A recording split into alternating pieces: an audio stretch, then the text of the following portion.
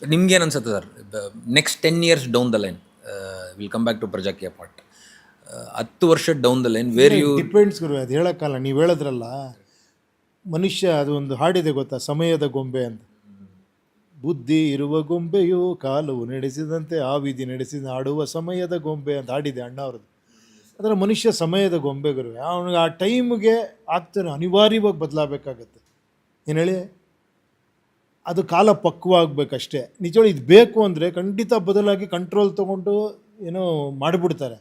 ಬೇಡ ಇವಾಗಿರೋದೇ ಆರಾಮಾಗಿದೆ ಅಂದರೆ ಓಕೆ, ಅದು ಗೊತ್ತಿಲ್ಲ, ಎಲ್ಲಿವರೆಗೂ ಹೋಗುತ್ತೆ ಗೊತ್ತಿಲ್ಲ, ಬಟ್ ಒಂದಲ್ಲ ಒಂದಿನ ಇದು ಆಗಲೇಬೇಕು ಆ್ಯಕ್ಚುಲಿ. 100%. ನನ್ನ ಪ್ರಕಾರ ತುಂಬ ಜನ ರಾಜಕೀಯದವರೇ ಪ್ರಜಾಕೀಯನ ಅಡಾಪ್ಟ್ ಮಾಡ್ಕೊಳ್ಳೋ ಥರನೂ ಇದೆ ನನಗೇನು. ತುಂಬ ಜನ ಆಲ್ರೆಡಿ ಮಾತಾಡ್ತಾ ಇದ್ರ ಬಗ್ಗೆ, ಇಲ್ಲ ರೀ ಟೆಕ್ನಾಲಜಿ ತರಬೇಕು, ಕ್ಯಾಶ್ ಜಾಸ್ತಿ ಆಗ್ತಿದೆ. ಇವತ್ತು ಅಸೆಂಬ್ಲಿಲೇ ಮಾತಾಡ್ತಾ ಇದ್ದಾರೆ ತುಂಬ ದೊಡ್ಡ ದೊಡ್ಡ ವ್ಯಕ್ತಿಗಳೇ. You will be happy sir, ಅದು ಇಂಪ್ಲಿಮೆಂಟ್ ನಿಮ್ಮ ಅನುಪಸ್ಥಿತಿಯಲ್ಲಿ ಅದು ಇಂಪ್ಲಿಮೆಂಟ್ ಆದರೂ ಖಂಡಿತ ಯಾರು ಮಾಡ್ರಿ ಏನು ಗುರು, ಒಳ್ಳೇದಾಗಬೇಕು ಅಷ್ಟೇ ಅಲ್ಲ ಗುರು. ಫಸ್ಟ್ ಆಫ್ ಆಲ್ ಅದನ್ನು ನಾವು ಅರ್ಥ ಮಾಡೋಕೆ, ಹೇಗೇನು ಮತ್ತು ನನ್ನ ಸ್ವಾರ್ಥ ಬರಬಾರ್ದು ಇಲ್ಲಿ. ಕರೆಕ್ಟ್. ಏನು ಹೇಳಿ, ನಮ್ಮದು ಪ್ರಜಾಕೀಯ. ನನಗೆ ಯಾರೋ ಒಂದು ಜನ, ಸರ್ ನಾವಲ್ವ ಸರ್ ಮಾಡಬೇಕಾಗಿರೋದು, ಅವ್ರು ಮಾಡಲಿ ಬಿಡ್ರಿ, ಯಾರು ಮಾಡಿದ್ರೆ ಏನು ಇವಾಗ. ಇನ್ನೂ ಬೆಟ್ರಾಗಿ ಮಾಡ್ಬೋದು ಆ್ಯಕ್ಚುಲಿ, ಯಾರು ಬೇಕಾದ್ರೆ ಅಡಾಪ್ಟ್ ಮಾಡ್ಕೊಬೋದು ಇದನ್ನು. ಇವಾಗ ತುಂಬ ಜನ ಏನು ಮ್ಯಾನಿಫೆಸ್ಟೋ ಎಲ್ಲ ಜನಗಳು ಕೇಳಿ ಮಾಡ್ತೀವಿ ಅಂದರು ಲಾಸ್ಟ್ ಎಲೆಕ್ಷನಲ್ಲಿ. ಎಸ್, ದಟ್ ಈಸ್ ಗುಡ್ ಅಲ್ವಾ, ಜನಾಭಿಪ್ರಾಯದ ಮೇಲೆ ನಾವು ಮಾಡ್ತೀವಿ ಅಂದರು. ನಾಳೆ ಯಾರೋ ರೈಟ್ ಟು ರೀಕಾಲ್ ಅಲ್ಲೆಲ್ಲ ಡೆಲ್ಲಿಲಿ ಮಾತಾಡಿದ್ರು ಯಾರೋ ಒಬ್ಬರು. ಸೊ ಬರಲಿ ಆ ಥರ. ಹಾಂ, there is something called as 1 degree separation sir. ಅಲ್ಲೆಲ್ಲೋ ಅಮೆರಿಕಲ್ಲಿ ಅದೇ ಸಮುದ್ರದ ಮಧ್ಯದಲ್ಲಿ ಸಣ್ಣ ಹಿಂಗೆ ಅಲೆ ಇಲ್ಲಿ ಬಂದು ತುಫಾನ್ ಥರ ಹೊಡೆಯುತ್ತೆ ಅಥವಾ ಒಂದು ಸುನಾಮಿ ಥರ ಹೊಡೆಯುತ್ತೆ ಅಂತ, ಎಲ್ಲೋ ಆ 1 degree ಸಪ್ರೇಷನ್ ತಾವು ಸರ್. ಅಯ್ಯೋ ಇಲ್ಲಪ್ಪ, ನಾವೇನು NT ರಾಮರಾವ್ ಅವರು ಯಾವಾಗಲೂ ರೈಟ್ ಟು ರೀಕಾಲ್ ಬಗ್ಗೆ ಮಾತಾಡಿದ್ದಾರೆ ಸುಮಾರು 25-30 ವರ್ಷದ. ನಾನು ನೋಡ್ಬಿಟ್ಟು ಶಾಕೋದು, ಏನೇ ಇದು ಅವ್ರು ಮಾತಾಡಿದ್ದಾರೆ ಕರೆಕ್ಟ್గా చేయలేదంటే ತೀಸಿ ಪಾರಾಯಾಲಿ ಅಂತ, ಅಂಥವ್ರನ್ನ ಕೆಳಗಿಳಿಸ್ಬೇಕು ಅಂತ. ಸೂಪರ್. ಎಲ್ಲರ ಮನಸ್ಸಲ್ಲಿ ಇರೋದೇ ಗುರುವೆ, ಬಟ್ ಅದನ್ನು ಅವಾಗವಾಗ ನಾವು ಹೇಳ್ತಾ ಹೋಗ್ಬೇಕು. ಮರಿತಿದ್ದಂಗೆ ನೆಕ್ಸ್ಟ್ ಇನ್ನೊಬ್ಬ ಯಾರು ಹೇಳ್ಬೇಕು ಇದನ್ನು, ಅಲ್ವಾ? ಅಷ್ಟೇ ಸರ್. ಮತ್ತು ನಾವು if we take this as a model, ನಮ್ಮ ಇವರು ಹಿರಿಕೆರೂರಲ್ಲಿ ಚೇತನ್ ಅನ್ನೋರು ನಮ್ದ್ರಲ್ಲಿ ಒಬ್ರು ಗೆದ್ದಿದ್ರು ಸರ್ ಪ್ರಜಾಕೀಯದಲ್ಲಿ. ಇನ್ನೊಬ್ರು ನವೀನ್ ಸೊಕ್ಕೆ ಅಂತ ಒಬ್ರು, ಚೇತನ್ ಅನ್ನೋರೊಬ್ರು, ಇನ್ನೊಂದು 2-3 ಜನ ಆ ಥರ ಗೆದ್ದಿದ್ರು. 2020 ಗೆದ್ದಿದ್ದು ಅವರು. ಈಗ ಇದರಲ್ಲಿ ಗ್ರಾಮ ಪಂಚಾಯತಿಲಿ ಐಡಿಯಾಲಜಿ ಇಟ್ಕೊಂಡು ಮಾಡಿದ್ರು. ಅವ್ರು SOP ಎಲ್ಲ ಫಾಲೋ ಮಾಡ್ತಿದ್ದಾರೆ ಸರ್ ಅವರು. ಅಲ್ಲ ಗುರು, ಅಲ್ಲಿ SOP ಅನ್ನೋದಕ್ಕಿಂತ ವಿಲೇಜ್ ಲೆವೆಲಲ್ಲಿ ಸ್ವಲ್ಪ ಅಲ್ಲೇ ಪಾರದರ್ಶಕವಾಗಿ ಕೆಲಸ ಮಾಡಿಕೊಂಡು ಎಲ್ಲರನ್ನೂ ಕನೆಕ್ಟ್ ಮಾಡಿಕೊಂಡು, ಇವನ್ ಕೆಲಸ ನಾನು ರಜಾ ಹಾಕ್ಬೇಕಂದು ಒಂದು ಲೆಟ್ರ್ ಕೊಟ್ಟವರು, ಆ ಥರದ್ದೆಲ್ಲ ಒಂದಷ್ಟು ಪಾಪ ಮಾಡ್ತಿದ್ದಾರೆ ಹುಡುಗರುಗಳು. ಸೊ ಆ ಥರ ಒಬ್ಬೊಬ್ಬ ಹುಡುಗರು ಹಂಗೆ ಬಂದರೆ ಅದು ಒಂದೊಂದು ಎಕ್ಸಾಂಪಲ್ಗಳಾಗ್ಬಿಡುತ್ತಲ್ಲ ಗುರುವೆ. Correct sir. ಒಂದು 2-3 ಟರ್ಮ್ ಅವರು ಅಲ್ಲಿ ಕೂತ್ಕೊಂಡ್ರೆ ಅದೇ ಬೇರೆಯವ್ರು ಬರೋರು ಮೈಂಡ್ ಸೆಟ್ ಚೇಂಜ್ ಒಬ್ಬರು ಯಾರೋ ಇದಾಗ್ತಾರೆ ಆ್ಯಕ್ಚುಲಿ, ಈ ಥರ ಮಾಡಬೇಕು ಅಂತ. ಸೊ ಅದು ಯಾವಾಗ ಬ್ಯಾಲೆನ್ಸ್ ಆಗ್ತಾನೆ ಇರಬೇಕು. How happy are you about Chetan ಮತ್ತು ನವೀನ್ ಅನ್ನೋರ ಬಗ್ಗೆ? ಎಷ್ಟು ಖುಷಿ. ಇಲ್ಲ, ದೇ ಆರ್ ಗುಡ್ ಗುರು ಪಾಪ ಮಾಡಿ ಆ ಥರ ತುಂಬ. ಅಯ್ಯೋ ನಿಜವಾಳ, ಆ ನವೀನ್ ಅವರಂತೂ ಬಸ್ಸಲ್ಲಿ ಹೋಗಿ, ಟ್ರೈನಲ್ಲಿ ಹೋಗಿ, ಎಲ್ಲೆಲ್ಲೋ ಹೋಗಿ ವೀಡಿಯೋಗಳು ಮಾಡ್ತಾ ಇರ್ತಾರೆ, ಹೇಳ್ತಾ ಇರ್ತಾರೆ. ಯಾರು ಕೇಳದೇ ಇರಲಿ ಪಾಪ ಹೇಳ್ತಾ ಇರ್ತಾರೆ. ಖುಷಿ ಅನಿಸುತ್ತೆ ನಿಜವಾಗ್ಲು. ಆ ಥರ ಒಂದು 200 ಜನ 250 ಜನ ಸಿಕ್ಬಿಟ್ರೆ ಏನೇನೋ ಮಾಡಕ್ಕೆ ಬಿಡ್ಬೋದು. ಕರೆಕ್ಟ್. ಸಂವಿಧಾನವನ್ನು ಒಂದು ಸ್ವಲ್ಪ ನೀವು ಹೇಳ್ದಂಗೆ ರಿಜೆಕ್ಷನ್ಗೂ ಒಂದು ಅವಕಾಶ ಕೊಡ್ಬೋದು ತೆಗಿಯೋಕ್ಕೆ ಅವ್ರನ್ನ. Super sir, extraordinary thought sir ನಿಮ್ಮವು. ಥ್ಯಾಂಕ್ ಯು ಗುರು. ನಮ್ದೆಲ್ಲ ಗುರು, ನಮ್ಮೆಲ್ಲರದು. ನಿಮ್ಗೆ ಯಾಕೆ ಎಕ್ಸ್ಟ್ರಾಂಡ್ರಿ ಅನಿಸ್ತಿದೆ, ನಿಮ್ಮೊಳಗೂ ಅದಿದೆ, ನಿಮಗೂ ಈ ಥರ ಎಲ್ಲ ಬೇಕು ಅನ್ನಿಸ್ತಾ ಇದೆ ಸರ್. ನನಗೆ ಆ ಚೇಂಜ್ ನಾನು ಪ್ರತಿ ಸಾರಿ ಎಲ್ಲೋ ಚೈನಾ, ವಿಯೆಟ್ನಾಂ, ಇನ್ನೊಂದು ಕಡೆಗೆಲ್ಲ ಹೋಗ್ತಾ ಇದ್ದಾಗ ನಾನು ತುಂಬ ಮಿಡ್ಲ್ ಹಂಬಲ್ ಕಡೆಯಿಂದ ಬಂದಿದ್ದೆ. ನಂಗೆ ದೇಶ ನೋಡೋದು ಇಷ್ಟ. ಬೇರೆ ಕಡೆ ಎಲ್ಲ ನೋಡಿದ ಅಯ್ಯೋ ನಮ್ಮ ದೇಶ ಯಾವಾಗ ಹಿಂಗಾಗುತ್ತೆ, ನಾನು ಅಲ್ಲಿ ಹೋದಾಗೆಲ್ಲ ವೀಡಿಯೋ ಮಾಡ್ತೀನಿ, ನೋಡಿ ಹಿಂಗೆಲ್ಲ ಇದೆ, ನಾವು ಇಷ್ಟೆಲ್ಲ ಹೇಳ್ತೀವಿ, ನಮ್ಮ ದೇಶದಲ್ಲಿ ಒಂದು ಸಿಟಿ ಇಲ್ವಲ್ಲ ಈ ಥರ ಅನ್ನೋದು ಆಸೆ ಇದೆ.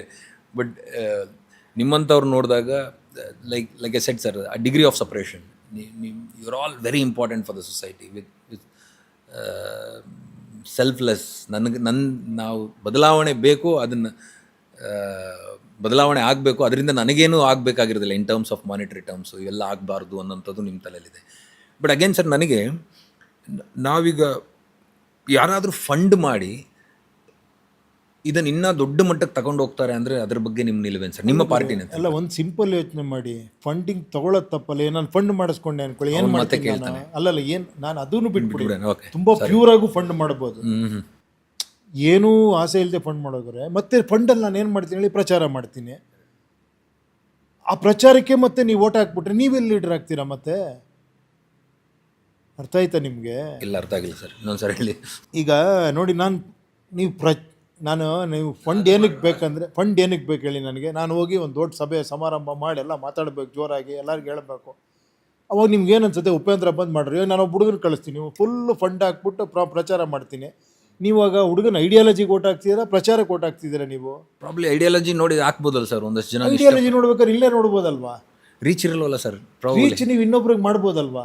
Probably that's again I connect, time ಇಲ್ಲ ಅಂತ ಅನ್ಕೊಂತಾರಲ್ಲ. ಅಲ್ಲ, ಅವಾಗ ನಿಮಗೆ ಬೇಕಿಲ್ಲ ಅಂತ ನಾವು ಇನ್ನೊಂದು ಸ್ವಲ್ಪ ಇಂಟೆನ್ಸಿಫೈ ಆಗಿ ಮಾಡೋದ್ರಿಂದ ವರ್ಕ್ ಆಗುತ್ತೆ ಅಂತ ಹೇಳಿ. ಎಲ್ರಿಗೂ ಬೇಗ ಆಗ್ಬೇಕು ಗುರುವೆ. ಕರೆಕ್ಟ್. ಯಾರು ಒಂದು ಹೆಜ್ಜೆ ಮುಂದೆಡಕ್ಕೆ ರೆಡಿ ಇಲ್ಲ ಅಂದಾಗ ಹೆಂಗಾಗುತ್ತೆ? ನೀವು ಹೇಳೋದೆಲ್ಲ ಕರೆಕ್ಟ್ ಸರ್, ಬೇಗ ಆಗಬೇಕಿದು. ರೋಡ್ಗಿಳೀರಿ, ಓಕೆ ಅಪ್ಪ ರೋಡ್ಗಿಳಿತೀನಿ, ಏನು ಅವಾಗ? ಸರ್ ಫಂಡ್ ಕಲೆಕ್ಟ್ ಮಾಡಿ, ನಾವೆಲ್ಲ ಕೊಡ್ತೀವಿ ಅಂತಾರೆ. ಫಂಡ್ ಕಲೆಕ್ಟ್ ಮಾಡ್ತೀನಿ, ಅವಾಗ ನಾನು ನೋಡ್ತೀನಿ ಇವ್ರು ಬರ್ತಾರೆ, ಅವ್ರು ಬರ್ತಾರೆ. ನಾನು ಇವ್ರ ಹತ್ರ ಫಂಡ್ ಜಾಸ್ತಿ ಇದೆ, ಇವ್ರು ಬೇಗ ರೀಚ್ ಆಗ್ತಾರಲ್ಲ, ನಾನು ಇವ್ರಿಗೆ ಚಾನ್ಸ್ ಕೊಡ್ತೀನಿ. ನಾನು ಅವಾಗ ಟಿಕೆಟ್ ಕೊಡ್ತೀನಿ. ಈ ಹುಡುಗನಿಗೆ ಐಡಿಯಾ ಚೆನ್ನಾಗಿದೆ, ವರ್ಕ್ ಮಾಡ್ತಾನೆ, ಎಲ್ಲ ಇದೆ, ಬಟ್ ಇವ್ನು ಗೆಲ್ಲಲ್ಲ ಇವನು. ಸೊ ಆ ಫಂಡ್ ನೀವು ಈಕ್ವಲ್ ಆಗಿ ಡಿಸ್ಟ್ರಿಬ್ಯೂಟ್ ಮಾಡ್ಬೋದಲ್ಲ ಸರ್? ಅಲ್ಲ, ಮಾಡಿ ಮಾಡಿ ಅಂತ ಒಂದು ಸಿಸ್ಟಮ್ ನಾವು ಅವಾಗ ಎಷ್ಟು ಫಂಡ್ ನೀವು ಯೋಚನೆ ಮಾಡಿ. 224 ಕಾನ್ಸ್ಟಿಟ್ಯೂಯನ್ಸಿ, 32,000 ಹಳ್ಳಿಗಳು. Take little portion of the ಒಂದು 5-6 ಮಾಡೆಲ್. ಯೋಚನೆ ಮಾಡಿ ಎಷ್ಟಾಗ್ಬೋದು, ಯೋಚನೆ ಮಾಡಿ. ಒಂದು ಸಿಂಪಲ್ ಆಗಿ ಒಂದು ಬೋರ್ಡಿಂಗು, ಒಂದು ಬ್ಯಾನರು, ಒಂದು ಸ್ಟೇಜು, ಎಷ್ಟಾಗ್ಬೋದು ಯೋಚನೆ ಮಾಡಿ. ಮಿನಿಮಮ್ 1,000-2,000 ಕೋಟಿ ಬೇಕು, ಕಡಿಮೆ ಅಂದರೆ. 1 ಕೋಟಿ ಖರ್ಚು ಮಾಡ್ರು ನೀವು ಒಂದು ಕಾನ್ಸ್ಟಿಟ್ಯೂಯನ್ಸಿಗೆ, 224 ಕೋಟಿ ಬೇಕು.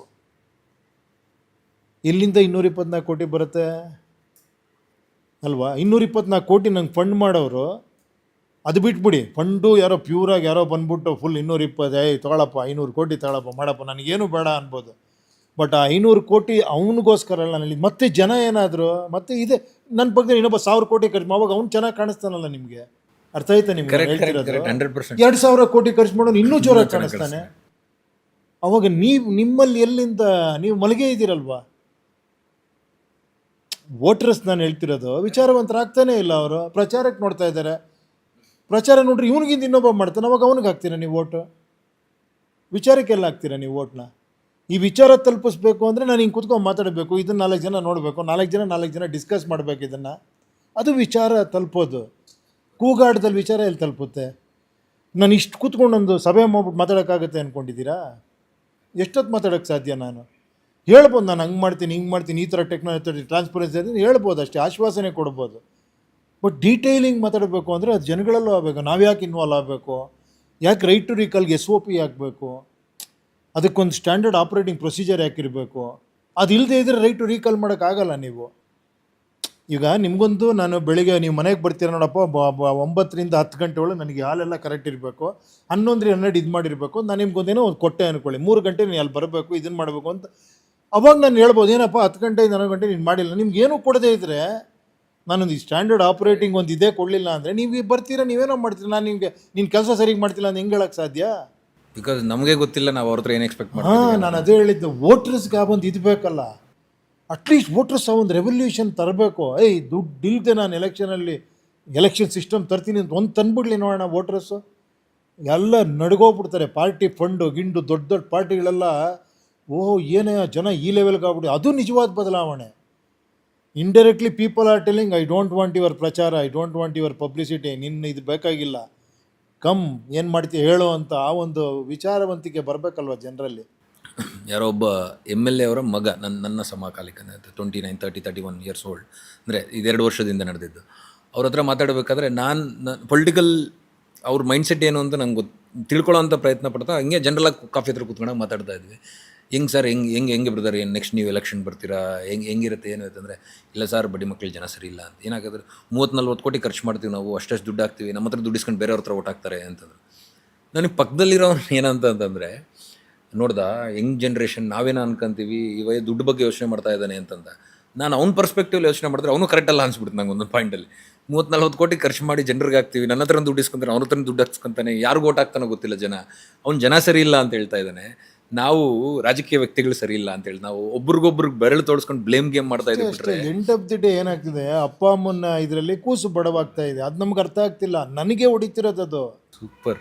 ಇದೊಂದು ಯಾರಿಗೂ ಅರ್ಥ ಆಗ್ತಿಲ್ಲ. ನನಗೆ ದೇಶ ಗೀಶ ನಮಗೆ ನಾನು ಚೆನ್ನಾಗಿರೋ ಸಾಕು ಅನ್ಕೊಂತಿದ್ದಾರೆ. ಬಟ್ ದೇಶ ಎಷ್ಟು ಮುಖ್ಯ ಅಂದರೆ ನಾಳೆ ಎಲ್ಲೋ ಒಂದು ಕಡೆ ಆದ ನಿಮ್ಗೆ ಎಫೆಕ್ಟ್ ಆಗ್ತಾ ಇರುತ್ತೆ. ಕರೆಕ್ಟ್, ನಾವೇ ದೇಶ ಅಂತ ನಾಳೆ ಒಂದು ಮಳೆ ಜೋರಾಗಾದರೆ ನೀವು ರೋಡಲ್ಲಿ ಹೋಗ್ಬೇಕಾದ್ರೆ ನಿಮ್ಗೆ ಎಫೆಕ್ಟ್ ಆಗ್ತಾ ಇರುತ್ತೆ ಅಲ್ವಾ.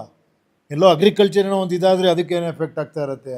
ತುಂಬ ಅದು ಈಸಿ ಅಲ್ಲ ಗುರು. ಸಮಾಜ ಅಂದರೆ ತುಂಬ ಮುಖ್ಯ. ಅದು ನಾವು ಅಂದ್ಕೊಂಡಿದ್ದೀವಿ ಅಷ್ಟೇ. ನಾನೊಬ್ಬ ಚೆನ್ನಾಗಿ ನನ್ನ ಮನೇಲೇ ಕೂತ್ಕೊಂಡಿರೋಕ್ಕಾಗತ್ತಾ? ನಾನು ರೋಡ್ಗೆ ಇಳಿಲೇಬೇಕಲ್ವ, ನಾನು ಓಡಾಡಲೇಬೇಕಲ್ವ, ಈ ಸಮಾಜ ನನ್ನ ಮಕ್ಕಳು ಓಡಾಡಬೇಕಲ್ವ. ಯಾಕೆ ನೀವು ಚೈನಾ ಇನ್ನೊಂದು ದೇಶನ ವಿಯೆಟ್ನಾಂ ನೀವು ಹೇಳಿದ್ರಿ ಹಂಗಿದೆ ಹಿಂಗಿದೆ, ಯಾಕೆ ಹೇಳಿ? ಅಟ್ಲೀಸ್ಟ್ ಆ ವಿಚಾರವಂತಿಕೆ ಇದೆ. ನಾವು ಥೈಲ್ಯಾಂಡಲ್ಲಿ ಹೋಗ್ಬೇಕಾದ್ರೆ ನಮ್ಮ ಯಾರೋ ಫ್ರೆಂಡ್ ಒಬ್ಬ ಹಿಂಗೆ ಎತ್ತಿ ಹಿಂಗೆ ಬಿಸಾಕ್ತಾ ಹಿಂಗೆ ಅಲ್ಲೊಂದು ಯಾವುದೋ ಅಜ್ಜಿ ಓಡ್ ಬಂದ್ಬಿಟ್ಲು ಎದ್ದು, ಏಯ್ why you are throwing there, put it in the dustbin ಅಂತ ಕೂಗ್ತಾ ಇದ್ದಾಳೆ. ಒಂದು 60-65 ವರ್ಷದ ವಯಸ್ಸಾದ ಹೆಂಗಸು. ಆ ಸಿವಿಕ್ ಸೆನ್ಸ್ಗಳು ನಮ್ಮ ಎಜುಕೇಷನಲ್ಲಿ ಅದೆಲ್ಲ ಭಾಳ ಮುಖ್ಯ ಅಲ್ಲ ಗುರುವೆ. ಅದೆಲ್ಲ ಬೇಕಲ್ಲ, ಮಕ್ಕಳಿಗೆ ಬೇಕು, ಇದು ಬೇಕು, ಆ ಥರ ನಮ್ಮಲ್ಲಿ ಅಟ್ಮಾಸ್ಫಿಯರು ಹಂಗಿರಬೇಕು. It is not easy. ಏನು ನಾಳೆ ಆಗ್ಬಿಡುತ್ತೆ ಅಂತಲ್ಲ, ಬಟ್ ಒಂದು ಕಡೆ ಎಲ್ಲ ಸ್ಟಾರ್ಟ್ ಆಗಲೇಬೇಕಲ್ವಾ. ಕರೆಕ್ಟ್. ನಾನು ನಿನ್ನೆ ಯಾವುದೋ ಇವೆಂಟಲ್ಲಿದೆ ಸರ್, ಯಾರೋ ಪಕ್ಕದ ಮೈಕ್ ಪಕ್ಕದಲ್ಲಿ ಯಾರೋ ಮಾತಾಡ್ತಾ ಇದ್ದಾರೆ, ಹಿಂಗೆ ಸ್ಪೀಕರ್ ಇದೆ, ಇವ್ರು ಮಾತಾಡ್ತಾ ಇದ್ದಾರೆ, ಅವರು ಕ್ರಿಕೆಟ್ ಹತ್ರನೇ. ನೆನ್ನೆ ನಾನು ಕ್ರಿಕೆಟ್ ಹೇಳಲ್ಲ, ಅಲ್ಲಿ ಕಾಮೆಂಟ್ರಿ ಮಾಡ್ತಾರೆ, ಮೈಕ್ ಇದೆ, ಕಾಮೆಂಟ್ರಿ ಪಕ್ಕದಲ್ಲಿ ಯಾರೋ ಒಬ್ಬ ಇದ್ದಾನೆ, ಆ ಪಕ್ಕದಲ್ಲಿರೋನು ಏನೋ ಹೇಳ್ತಿದ್ದ ಹಂಗೆ ಹಿಂಗೆ ಅಂತ. ಅವ್ನು ಕೇಳಿಸಿಲ್ಲ, ಅವ್ನು ಡೈರೆಕ್ಟಾಗಿ ಸ್ಪೀಕರ್ ಆಫ್ ಮಾಡಿಬಿಟ್ಟು ಇವ್ನು ಮಾತಾಡ್ತಾನೆ ಅವನು. ದಟ್ ಈಸ್ ಈಕ್ವಲ್ ಅಲ್ಲ ಸರ್. ಒಂದು ಪೇಪರ್ ಬಿಸಾಕಿದ್ದು ಇವನು ಕೆಲಸಕ್ಕೆ ಅವನು ಅಡಚಣೆ ಮಾಡಿದ್ದು ಈಕ್ವಲ್. ಅಂದರೆ ಈ ವ್ಯಕ್ತಿಗೆ ಒಬ್ಬನಿಗೆ ಅವ್ನು ಹೇಳೋದು ಕೇಳಿಸ್ತಿಲ್ಲ, 1000 ಜನಕ್ಕೋಸ್ಕರ ಇಕ್ಕಿರೋ ಮೈಕ್ನ ಆಫ್ ಮಾಡಿಬಿಟ್ಟು ಏನು ಹೇಳು, ಇದಾ ಓಕೆ ಆಯ್ತು ಬಿಡು ಮಗ ಅಂತ ಆನ್ ಮಾಡ್ದೆ ಮೈಕ್. ಸ್ಮಾಲ್ ಸಿವಿಕ್ ಸೆನ್ಸ್ ಅಷ್ಟೇನೆ ಸರ್ ಇವೆಲ್ಲ. ಇಲ್ಲ ಅದಕ್ಕೆ ಗುರು ನಾನು ಇವಾಗ ಏನು ಮಾಡಿದ್ದೀನಿ, ಅದ್ರ ಬಗ್ಗೆ ನಾವು ಮಾತಾಡಿದ್ದೀವಿ, ಇಷ್ಟು ವರ್ಷ ಮಾತಾಡ್ಕೊಂಬಂದಿದ್ದೀವಿ. ಅವ್ನು ಸರಿ ಇಲ್ಲ, ಇವಾಗ ಒಳ್ಳೇದು ಮಾತಾಡೋಣ ಅಂತ. ಇಲ್ಲ ಹಿಂಗಾದರೆ ಚೆನ್ನಾಗಿರುತ್ತೆ, ಎಲ್ಲ ಕಡೆ ಡಸ್ಟ್ಬಿನ್ ಇಟ್ಟರೆ ಚೆನ್ನಾಗಿರುತ್ತೆ, ಎಲ್ಲರೂ ಜನ ನಾವು ನಮ್ಮ ಜನ ಸರಿ ಇಲ್ಲ ಎಲ್ಲಂದ್ರಲ್ಲಿ ಬಿಸಾಕ್ತಾರೆ. ಇಲ್ಲಪ್ಪ, ಚೆನ್ನಾಗಿ ಎಲ್ಲ ಕರೆಕ್ಟ್ ಅಟ್ಮಾಸ್ಫಿಯರ್ ಚೆನ್ನಾಗಿದ್ರೆ ನಮ್ಮ ಜನನೂ ಚೆನ್ನಾಗೇ ಆಗ್ತಾರೆ. ಬ್ಯೂಟಿಫುಲ್ ರೋಡು ನೀಟ್ ಇದ್ದಿದೆ ಅಂದ್ಕೊಳ್ಳಲ್ಲ, ಡಸ್ಟ್ಬಿನ್ ಇಟ್ಟಿರಿ, ಯಾರ ಬಿಸಾಕ್ಲಿ ನೋಡೋಣ, ಬಿಸಾಕಲ್ಲ, ಹೋಗಿ ಅವ್ನು ಡಸ್ಟ್ಬಿನ್ಗೆ ಹಾಕ್ತಾನೆ. ಅವನಿಗೆ ಒಂದು ಇದಿರುತ್ತೆ. ನೀವು ಎಲ್ಲ ಕಡೆ ಗಲೀಜು, ನಮ್ಮಲ್ಲಿ ಮಾತ್ರ ಜನ ಎಲ್ಲಂದ್ರಲ್ಲಿ ಬಿಸಾಕ್ತಾರೆ ಅಂತ ಜನನ ಬೈದರೆ ಅಲ್ಲ ಗುರು, ಹಂಗಲ್ಲ ಅದು. ಇಟ್ ಈಸ್ ಎರಡೂ ಕಡೆಯಿಂದ ಬೇಕು. ಅದೇ ನೀವು ಹೇಳರಲ್ಲ, ನಿಮ್ಮ ಕಡೆಯಿಂದನೂ ಪಾಸಿಟಿವ್ ಬರಬೇಕು, ನನ್ನ ಕಡೆಯಿಂದನೂ ಪಾಸಿಟಿವ್ ಬರಬೇಕು. ಆಗುತ್ತೆ ಅನ್ನೋದು ನಮ್ಮೊಳಗೆ ಬರಬೇಕು, ಅದಷ್ಟೇ. ನಾವು ಲೇಟೆಸ್ಟ್ ಸ್ಟಾಕ್ ಆ್ಯಕ್ಚುಲಿ ಒಳ್ಳೇದಾಗುತ್ತೆ ಅಂತ ಅಂದ್ಕೊಳ್ಳೋಣ, ಆಗುತ್ತೆ. 100% ಆಗುತ್ತೆ ಸರ್, ಆಗಲೇಬೇಕದು. ಬಿಕಾಸ್ ಚೇಂಜ್ ಅನ್ನೋದು ಜಗತ್ತಿನ ನಿಯಮ, ಬದಲಾಗಲೇಬೇಕು. ಅದೇ ಅದೇ ಅದೇ ಎಲ್ಲೆಲ್ಲಿ ಬಟ್ ನಮ್ಮ ದೇಶದಲ್ಲಿ ಒಂದು ಸ್ವಲ್ಪ ನಿಧಾನ ಆಗ್ಬೋದು, ಬಟ್ ಆಗುತ್ತೆ. ಅಲ್ಲ, ಬೇಗ ಆಗ್ಬೋದು, ಬೇಗ ಆಗುತ್ತೆ ಅಂತೇಳಿ. ಬಿಕಾಸ್ ನಾವು ನನಗೆ ಸಿಕ್ಕಾಪಟ್ಟೆ ಆಸೆ ಸರ್. ನಾನು ಐ ಸ್ಟ್ರಾಂಗ್ಲಿ ಬಿಲೀವ್ ದೇಶ ಅಂದರೆ ನಾನು ಬಿಟ್ಟಿನಿ ಯಾರು ಇಲ್ಲ ದೇಶ. ಅಷ್ಟೇ ಹಂಗೆ ಅನ್ಕೊಂಡೆ ದೇಶ. ನೀವೇನು ಮಾಡ್ತೀರಾ, 4 ಜನಕ್ಕೆ ತೋರಿಸ್ತೀರಾ. ನಾನು ಅದಕ್ಕೆ ನೋಡಿ ಪಾರ್ಟಿ ಅನ್ನೋದು ತೆಗೆದಿದ್ದೀನಿ ಅಲ್ಲಿ. There is no party also.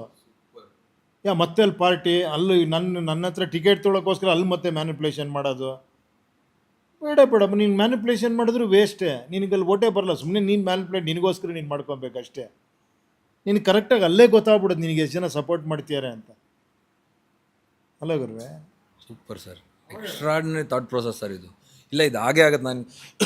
ನಾನು ನಿಮ್ದು ಯಾವುದೋ ಒಂದು ಇಂಟರ್ವ್ಯೂ ನೋಡಿದ್ರೆ ನನಗೆ ಮೆಸೇಜ್ ಹಾಕಿದ್ದೆ ಸರ್ ಆಗಲಿಲ್ಲ, ಯು ಆರ್ ದ ಚೇಂಜ್. ಇದೊಂದು 10 ವರ್ಷಕ್ಕೂ ಅದನ್ನೇ ನಂಗೆ ಗೊತ್ತಿಲ್ಲ, 1 ವರ್ಷ ನಾಳೆ ನೆಕ್ಸ್ಟ್ ಎಲೆಕ್ಷನಲ್ಲಿ ಆಗಲಿ ಅಂತ ನಾನು ಕೇಳ್ಕೊತೀನಿ.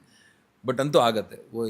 ಒಂದಿನ ಅದೇನೋ ಹೇಳ್ತಾರಲ್ಲ ಸರ್, ಒಂದೇ ದಿನದಲ್ಲಿ ಏನೂ ಆಗಲ್ಲ, ಬಟ್ ಒಂದಿನ ಹಾಗೆ ಆಗುತ್ತೆ. ಹೌದು ಗುರು, ಆಗುತ್ತೆ 100% ಬೇಗ ಆಗತ್ತೆ. ನೋಡಿಬೇಕಾದ್ರೆ ಜನಕ್ಕೆ ಗೊತ್ತಾಗ್ತಾ ಇದೆ, ಬೇಜಾರಾಗ್ತಾ ಇದ್ದಾರೆ, ಸರಿ ಇಲ್ಲ ಅಂತ ಗೊತ್ತಾಗ್ತಾ ಇದೆ. ಬಟ್ ಒಂದು ಆಲ್ಟರ್ನೇಟಿವ್ ಬೇಕಷ್ಟೇ ಜನಕ್ಕೆ. ಬಟ್ ಅದು ಸ್ವಲ್ಪ ಸ್ಟ್ರಾಂಗಾಗೇ ಇರಬೇಕು. ಸ್ವಲ್ಪ ಕಷ್ಟನೇ ಆ ದಾರಿ. ನೀವು ಈಸಿ ದಾರಿ ಕೊಟ್ಬಿಟ್ಟು ಇದು ಆಲ್ಟರ್ನೇಟಿವ್ ಅಂದರೆ ನೀನು ಏನೋ ರಮ್ ಹೊಡಿಬೇಡ, ವಿಸ್ಕಿ ಹೊಡಿ, ಪರವಾಗಿಲ್ಲ ಅನ್ನೋ ಥರ ಅದು ಹೊಡಿತಾರೆ. ಇದಂಗಲ್ಲ, ಸ್ವಲ್ಪ ಜ್ಯೂಸಪ್ಪ ಅಂದಾಗ ಸ್ವಲ್ಪ ಕಷ್ಟ ಆಗುತ್ತೆ ನಿಮಗೆ. ಬಟ್ ತುಂಬ ಬಾಡಿ ಹದಗೆಟ್ಟಾಗ ಇಲ್ಲಪ್ಪ ನಾನು ಜ್ಯೂಸೇ ಕುಡಿಬೇಕು, ಹಣ್ಣಿನ ರಸನೇ ತೊಗೊಬೇಕು ಅಂತ ನಿಮಗೆ ಅನ್ಸುತ್ತೆ.